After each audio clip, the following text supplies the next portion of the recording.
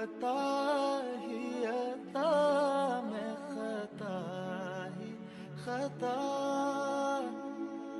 تو کجا من کجا تو کجا من کجا.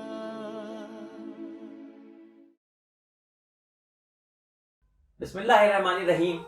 السلام علیکم ورحمۃ اللہ وبرکاتہ. محترم بزرگوں، دوستوں، بھائیوں، بہنوں، عزیز و اقارب، اپنے پرائے سب کے سامنے ایک بار پھر سے آپ کی خدمت میں شارع تقدیم. بار بار بتا دیتا ہوں، وضاحت ہوتی رہے کہ بہت سے لوگ ایسے ہیں جنہوں نے پرانے ایپیسوڈ نہیں دیکھے ہیں، نیا دیکھتے ہیں تب سمجھ میں آتا ہے کہ ارے یہ بھی کوئی چینل ہے، اس کو بھی دیکھنا ہے، فیضیاب ہونا ہے. دنیا اور دین، دنیا اور دین نام کا جو ہمارا ایک مختلف ایپیسوڈ کے ساتھ ملاقات آپ سے ہو جاتی ہے.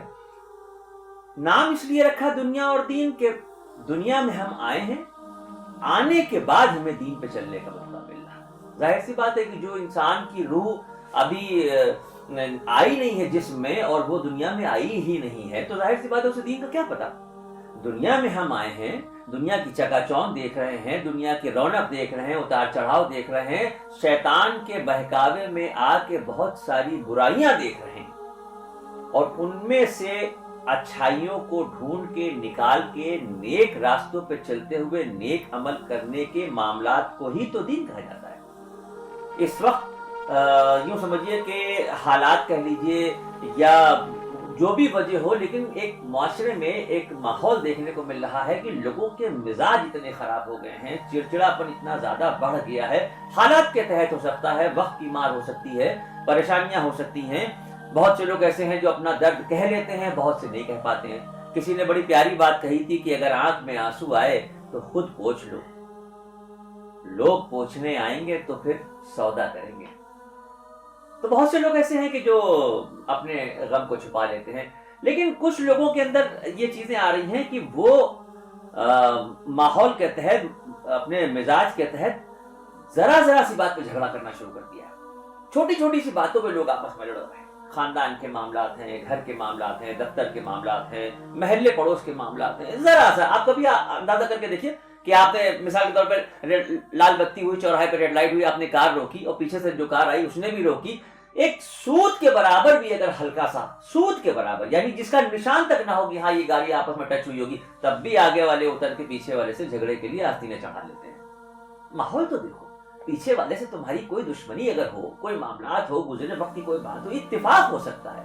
مقصد کہنے کا ہے کہ اس مزاج کو بدلنا ہے. اگر ہمارے اندر جھگڑا کرنے اور لڑنے کے معاملات بہت زیادہ بڑھ رہے ہیں تو پھر ایک آسان سا طریقہ یہ ہے کہ ہم کو سب سے پہلے اپنے اندر چھپے ہوئے برائی والے معاملات سے لڑنا چاہیے. اگر ہم اپنے اندر کی لڑائی لڑ لیں گے، اگر اپنے ضمیر کے ساتھ ہم یہ معاملات کر لیں گے کہ نہیں شراب نہیں پینی ہے تو نہیں پینی ہے. آپ دیکھیے معاشرے میں شراب کس قدر عام ہو گئی ہے. خاص طور سے مسلمان ہونے کی حیثیت سے میں یہ کہہ رہا ہوں کہ ہمارے یہاں تو شراب کو حرام قرار دیا گیا ہے، اور حرام کا مطلب یہ ہے کہ شرابی کی تو دعا ہی قبول نہیں ہوتی. مطلب دعا کو میں ہمیشہ یہ بتاتا ہوں کہ دعا بندے اور اللہ کے بیچ ایک تعلق ہے. یعنی اپنے غم کو، اپنی تکلیف کو، اپنی پریشانی کو، اپنی تمام مشکلوں کو آسان کرنے کا طریقہ یہ ہے کہ بارگاہ خدا بندی میں دعا کے لیے ہاتھ اٹھا کے اس پروردگار پالن ہار ترقی کی منزلوں پہ لے جانے والے، کتاب ہدایت کے عطا کرنے والے، دستور زندگی دینے والے کے سامنے یہ کہتے ہوئے کہ میرے مولا میرا تو وجود ہی تجھ سے ہے. لاکھ پوشیدہ رہے تو میری نظروں سے مگر میرا ہونا تیرے ہونے کا پتہ دیتا ہے. تو جس نے ہمارے وجود کو پیدا کیا، جس نے ہمیں اس بھری دنیا میں، اس بڑی سی دنیا میں جہاں جانور بھی ہیں، چرند پرند بھی ہیں، مچھلیاں بھی ہیں، تمام مخلوق ہے اللہ کی، اس کے بیچ میں اس نے ہمیں اشرف المخلوق بنا کے بھیجا، عقل دی، صلاحیت دی. تو پھر ہمیں اپنے آپ کو دیکھنا چاہیے. ہمیں اپنے اندر جو شیطان ہمیں جو بہکا رہا ہے، دیکھیے شیطان کیسے کیسے بہکاتا ہے میں آپ کو بتاؤں. ذرا سا بھی اگر انسان پریشان ہوا تو شیطان سب سے پہلے تو یہ بہکاتا ہے کہ تم تو بہت دنوں سے اللہ اللہ کرتے تھے، عبادت کرتے تھے، کیا ملا؟ اللہ تمہیں چاہتے ہی، اللہ کو تو تمہاری سننی نہیں. ارے بھائی آپ سوچ کے دیکھیے کہ اولاد چاہے جتنی ناکارہ اور نالائق نکل جائے، لیکن ماں باپ کے دل میں اس کے لیے کہیں نہ کہیں پیار اور محبت کی جگہ بنی ہی رہتی ہے۔ ایک ماں جب اپنے بچے کے بارے میں تمام برائیاں سننے کے بعد بھی اس کی چاہت کو کم نہیں کر سکتی، تو 70 ماں کے برابر محبت کرنے والا پروردگار کہاں ہم کو چھوڑ دے گا؟ ہو ہی نہیں سکتا۔ ہمیں اس چیز کا غور کرنا پڑے گا، اور یہ غور کرنے کے لیے بہت ساری باریکیاں ہیں جن کو دیکھنا پڑے گا۔ دنیاوی اعتبار سے ہمیں زندگی گزارنے کے لیے دین کی روشنی کا لینا بہت ضروری ہے۔ اگر دین کی روشنی کا سہارا ہم نے نہیں لیا تو دن کے اجالے میں بھی زندگی اندھیروں میں گزر جائے گی۔ اور دین ہمارا کس طرح کا ہے؟ باریک باریک باتوں پہ ہماری اصلاح کراتا ہے۔ آپ کو حیرت ہوگی سننے کے بعد، ایک اچانک ذہن میں حدیث یاد آ گئی، میں آپ کو بتاؤں کہ ایک موقع ایسا تھا کہ ہمارے نبی سرکار دو عالم صلی اللہ علیہ وسلم کے ساتھ بہت سے صحابہ اکرام تشریف فرما تھے۔ ایک صحابی کھڑے ہوئے، انہوں نے ہاتھ جوڑ کے کہا کہ یا رسول اللہ، میرا بیٹا کھو گیا ہے، آج تیسرا دن ہے، 3 دن ہو گئے، دل بری طرح سے بے چین ہے، میری بیوی کا یہ حال ہے کہ روتے روتے بے ہوش ہو جاتی ہے، پھر ہوش آتا ہے، پھر بچے کا نام لے کے پکارتی ہے، پھر رو کے بے ہوش ہو جاتی ہے۔ اے اللہ کے نبی، میرا دل کہتا ہے اگر آپ دعا فرما دیں گے تو میرا بچہ مل جائے گا۔ یقین تھا کہ اللہ کا محبوب اللہ کی بارگاہ میں جس بات کے لیے ہاتھ اٹھا جائے وہ خالی نہیں جاتی۔ ابھی اس کی نوبت ہی نہیں آئی، اس سے پہلے کہ ہمارے نبی دعا کے لیے ہاتھ اٹھاتے، ایک اور صحابی بیٹھے ہوئے تھے، وہ کھڑے ہوئے، انہوں نے کہا یا رسول اللہ، میں فلاں راستے سے آ رہا ہوں، فلاں راستے میں جو ایک باغ ہے، اس باغ میں کچھ بچے کھیل رہے تھے، میں نے دیکھا اس کا بیٹا بھی کھیل رہا تھا۔ جیسے ہی انہوں نے سنا کہ میرا بیٹا وہاں کھیل رہا تھا، وہ ایک دم گھومے اور لپک کے دوڑے دروازے کی طرف۔ اس سے پہلے کہ وہ 4-5 قدم آگے بڑھے ہوتے، ہمارے نبی نے آواز دی کہ ارے رکو بھائی، سنو، ایک منٹ بات سنو۔ آئے، کہا دیکھو اب تو تمہیں پتا چل ہی گیا ہے کہ وہاں بیٹا ہے، جا بھی رہے ہو اسی جوش کے ساتھ، جب وہاں پہنچ جانا، باغ میں کھیلتے ہوئے بچوں میں اپنے بچے کو دیکھ لینا کہ ہاں تمہارا بچہ بھی کھیل رہا ہے، تو اس کے نام سے اس کو پکارنا، بیٹا کہہ کے نہ پکارنا۔ وہ کہنے لگے یا رسول اللہ، میری اولاد ہے، میرا خون ہے، میں نے گودوں میں اس کو کھلایا ہے، 3 دن کے بعد آج اس کی شکل دیکھوں گا، کیسے اپنے آپ پہ قابو کر پاؤں گا؟ آپ کیوں مجھے منع کر رہے ہیں کہ بیٹا کہہ کے نہ پکارو؟ تو ہمارے رب نبی نے فرمایا کہ دیکھو تم بچھڑے ہوئے ہو، تمہارے لہجے میں بلا کا پیار جھلک رہا ہوگا، جس وقت تم ان کھیلتے ہوئے بچوں میں سے اپنے بیٹے کو دیکھ کے بیٹا کہہ کے پکارو گے، ان کھیلنے والے بچوں میں اگر کوئی یتیم بچہ ہوگا اس کو اپنا باپ یاد آ جائے گا۔ جو مذہب اس طرح کی تعلیم دے رہا ہو، ہمارے یہاں کہا گیا ہے کہ اگر کوئی بیوہ خاتون بیٹھی ہو، کوئی بیوہ عورت بیٹھی ہو جس کے شوہر کا انتقال ہو چکا ہو، تو اس کے سامنے اپنی بیوی سے پیار محبت سے اٹھلا کے بل کھا کے باتیں نہ کیجیے، اس کے دل کو تکلیف پہنچے۔ اس طریقے کی باریکیاں ایک اچانک بات کرتے کرتے ذہن میں آ گئی، چونکہ دنیا اور دین کے ٹاپک پہ ہماری بات ہوئی نا، تو ایک ایسا موضوع میرے ذہن میں آیا کہ ایک دنیاوی اعتبار سے ہے اور ایک دینی اعتبار سے ہے، لیکن دونوں کے جو رزلٹ ہیں وہ ایک ہی جگہ پہ جا رہے ہیں۔ پہلے دنیاوی بتا دیتا ہوں۔ ایک کلاس میں کچھ بچے پڑھ رہے تھے، تو ایک بچے نے ٹیچر سے کہا کہ سر یہ بتائیے کہ یہ جو آخرت میں حساب ہوگا، جب قیامت آئے گی، دوبارہ سے ہمیں اٹھایا جائے گا، اللہ کے سامنے سب کو جمع کیا جائے گا، حساب کتاب ہوگا اور اس وقت جنت کے فیصلے ہوں گے انشاءاللہ۔ تو بچے نے پوچھا کہ سر یہ بتائیے کہ آخرت میں حساب کیسے ہوگا؟ سر نے جیب سے کچھ پیسے نکالے، ایک بچے کو کھڑا کیا اور اس کو 100 روپے دے دیے، ایک دوسرے کو بلایا، اس کو 75 روپے دیے، ایک کو 50 دیے، ایک کو 25 دیے، اور جس نے سوال کیا تھا اسے صرف 1 روپیہ دیا۔ اسے بڑی اپنی بے عزتی محسوس ہوئی، بڑی توہین سی لگی۔ کسی کے کچھ سمجھ میں تو آیا نہیں، مگر یہ سمجھ میں آیا کہ ٹیچر نے بغیر کہے ایک کو 100 دیے، ایک کو 75 دیے، ایک کو 50 دیے، ایک کو 25 دیے، مجھے 1 دیا، آخر کیا کرنی ہے؟ اگر میں پڑھائی میں کمزور ہوں تو بتائیں، ہمارے مارکس اچھے آ رہے ہیں، لیکن اس کو ناگوار گزرا کہ یار یہ سب کے بیچ میں انہوں نے کیا۔ لیکن چونکہ ابھی بات ادھوری تھی، ٹیچر نے کہا کہ بھئی ایسا ہے کہ آج سے 1 ہفتے کے بعد وہ جو شہر میں فلاں ہوٹل ہے جس میں بڑا سا تندور لگا ہوا ہے، جس میں روغنی روٹیاں، یہ تندوری روٹی بنائی جاتی ہے، اس جگہ پر تم پانچوں لوگ ملاقات ہم سے کرو گے، ہم وہیں موجود ملیں گے شام کے وقت۔ کسی کے کچھ سمجھ میں نہیں آیا۔ بہرحال اس دور کے بچے تھوڑا سعادت مند تھے، آج کل تو فوراً ٹیچر سے لڑ جاتے ہیں، باپ سے لڑ جاتے ہیں۔ دیکھیے باپ کی بے حرمتی، باپ کو خفا کرنے کا مطلب کہ باپ جنت کا دروازہ ہے۔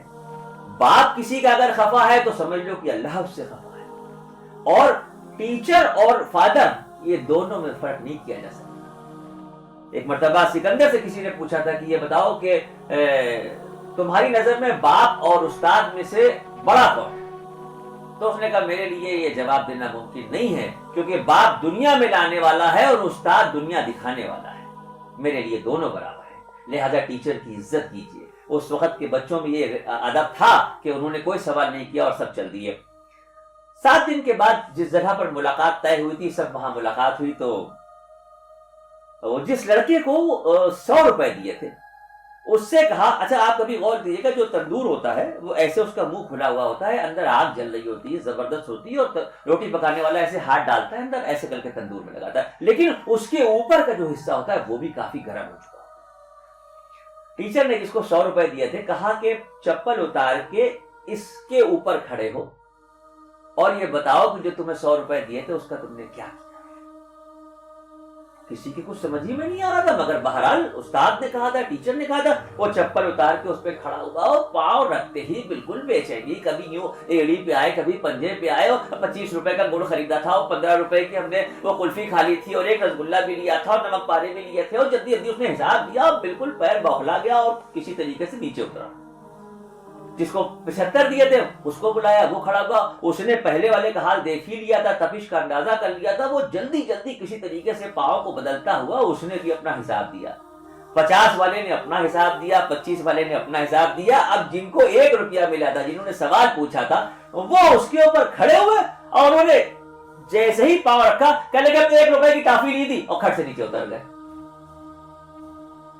اب جب وہ نیچے اتر گئے تو ٹیچر نے کہا کہ دیکھو اللہ رب العزت نے اس دنیا میں جس کو جتنا نوازا ہے اس کو اتنا حساب وہاں پہ دینا پڑے۔ حساب آخرت کا رتی ریزے کا ہوگا۔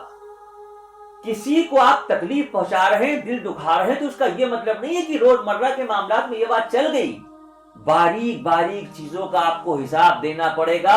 اس لیے دنیا میں آپ کو اللہ نے جتنا دیا ہے اس پہ خوشی کا اظہار کیجئے، ناشکری کرنا چھوڑ دیجئے، سوچ سوچ کے ان باتوں کو جو اللہ رب العزت نے نعمتیں آپ کو دی ہیں لمحہ لمحہ فرصت میں اس کا شکر ادا کرتے رہیے۔ یہ جو واقعہ میں نے آپ کو دنیاوی اعتبار کا بتایا، اس کا تعلق دینی اعتبار کی ایک حدیث سے ملتا ہے۔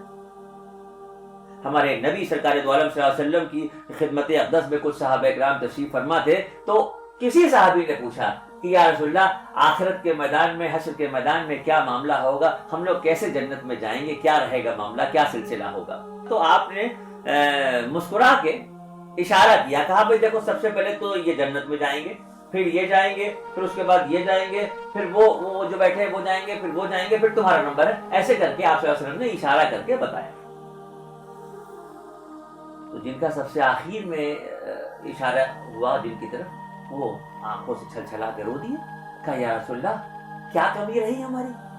اللہ کی عبادت بھی کرتا ہوں، انہی لوگوں کے ساتھ عبادت بھی کرتا ہوں، آپ سے محبت بھی ویسے ہی کرتا ہوں، آپ پہ جان نچھاور کرنے کی محبت کرتا ہوں، یا رسول اللہ آپ نے سب سے آخر میں ہماری طرف اشارہ کیا، ہم سے پہلے آپ نے بتایا کہ یہ لوگ جنت میں چلے جائیں گے۔ تو آپ مسکرائے، اور وہ آپ نے دیکھا کہ باہر کھلے آسمان کے نیچے دھوپ میں ایک پتھر رکھا ہے جو بری طریقے سے تپ رہا۔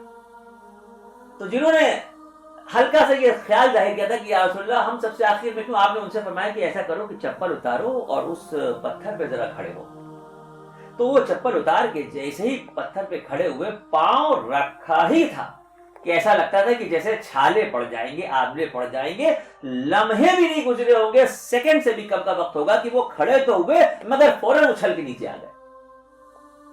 تو آپ نے مسکرا کے ارشاد فرمایا کہ اللہ رب العزت نے دنیا میں جس کو جتنا جتنا مال نوازا ہے کیونکہ جن کے آپ نے پہلے اشارے کیے تھے وہ اس وقت کے بڑے صاحب حیثیت تھے، ملک التجار تھے، بہت بڑے بڑے کاروبار تھے، بڑے بڑے کاروان ان کے آیا کرتے تھے.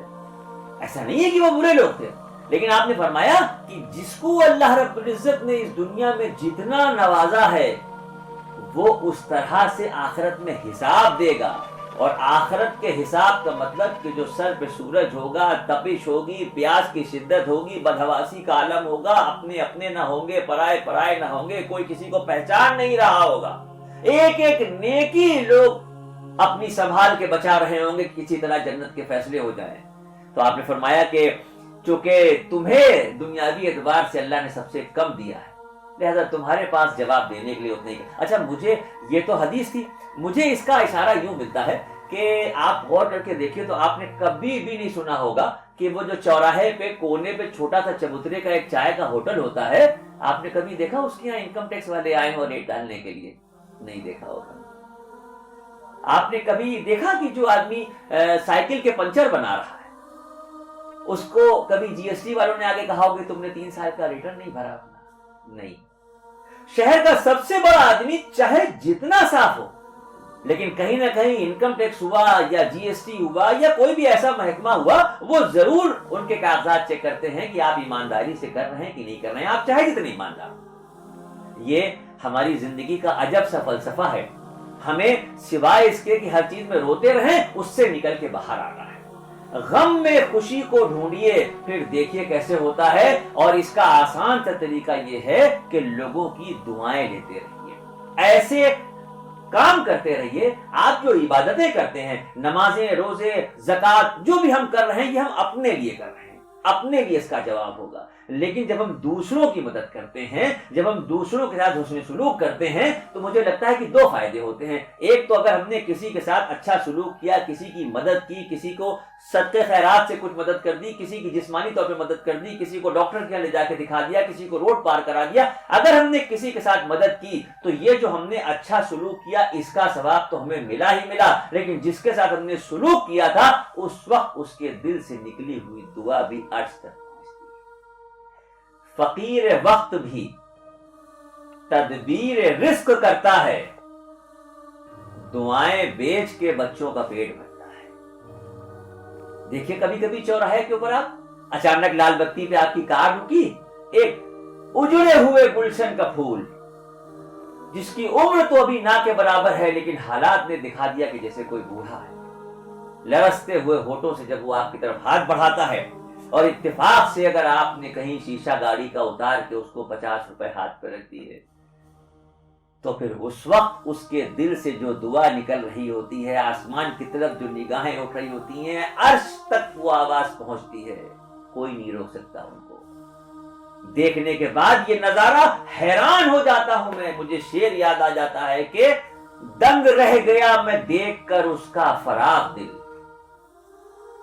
لاکھوں دعائیں دے گیا مفلسی میں بھی. کوئی بات بری لگی ہو تو معاف کر دیجیے گا. دل چاہتا ہے میرا کہ آپ کی جو محبت مل رہی ہے، جو آپ کا پیار مل رہا ہے، اس میں کہیں سے بھی کمی نہ آنے پائے. آپ کی دعاؤں میں میرا نام شامل رہے. نیک عمل کرنے کی اللہ ہمیں توفیق دے، ہدایت دے، اور نیک ایسی باتیں اللہ میرے علم میں اضافہ کرے کہ میں علم کی دولت سے مالا مال ہو کے علم کو آپ تک ایسے پہنچاؤں کہ اپنے اوپر بھی اس کو اپلیکیبل کروں. مطلب اپنے آپ کو بھی خالی لیکچر دینا ہی نہیں، خالی میں آپ کو سمجھاتا رہوں تو نہیں، میں بھی نیک راستے پہ چلوں، آپ بھی نیک راستے پہ چلیں. یہ دنیا کے اندر سے نفرتیں ختم ہوتے ہوئے پیار اور محبت، خوش اخلاقی کے ساتھ انسان سے محبت کرتا ہوا آگے چلے. یہی پیغام ہمارا ہے. بہت شکریہ آپ سب کی محبت کا. انشاءاللہ اگلے ایپیسوڈ میں پھر کوئی نیا ٹاپک لے کے حاضر ہوں گے. تب تک کے لیے اجازت دیں. اگر مناسب سمجھیں، اگر کوئی بات دل کو چھوئی ہو تو اس کو شیئر کر دیجئے، اور موبائل پہ جو ہمارا ایپ ہے شارق الدی کے نام کا، اسے ڈاؤن لوڈ کریں. انشاءاللہ جلد آپ سے پھر ملاقات ہوگی. تب تک کے لیے میں اجازت دیں. آپ کی دعاؤں کا طلبگار ہوں، آپ کی محبتوں کا شکر گزار ہوں. السلام علیکم.